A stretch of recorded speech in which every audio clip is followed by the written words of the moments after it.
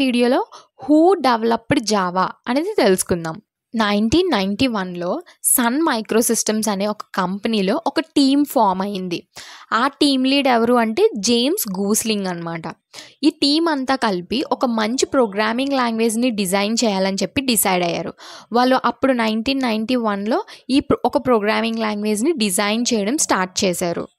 అప్పుడు వాళ్ళు స్టార్టింగ్లో ఆ ప్రోగ్రామింగ్ లాంగ్వేజ్కి ఓక్ అనే ఒక నేమ్ పెట్టారు. తర్వాత కొంతకాలానికి వాళ్ళు రియలైజ్ అయింది ఏంటంటే ఓక్ అనేది ఆల్రెడీ ఒక ట్రేడ్ మార్క్ ఉన్న కంపెనీ.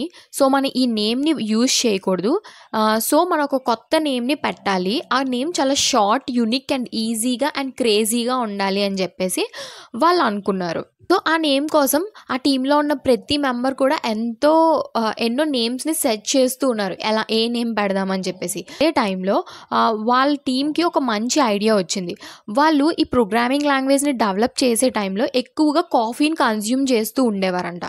సో మనం ఎక్కువ కాఫీని కన్జ్యూమ్ చేస్తూ ఉండేవాళ్ళం కాబట్టి ఇండోనేషియాలో జావా అనే ఒక ఐలాండ్ ఉంది. ఆ ఐలాండ్లో కాఫీ గ్రోత్ అనేది చాలా హై ఉంటుంది.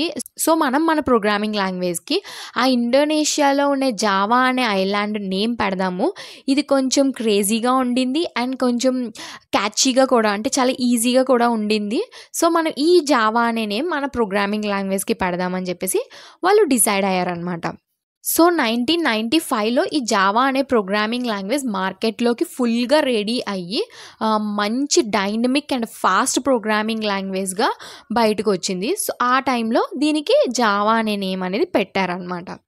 ఓకే, మీకు ఇప్పుడు జావా అనేది ఎవరు డెవలప్ చేశారు? జేమ్స్ గూస్లింగ్. అండ్ జావా అనే పేరు ఎందుకు వచ్చింది?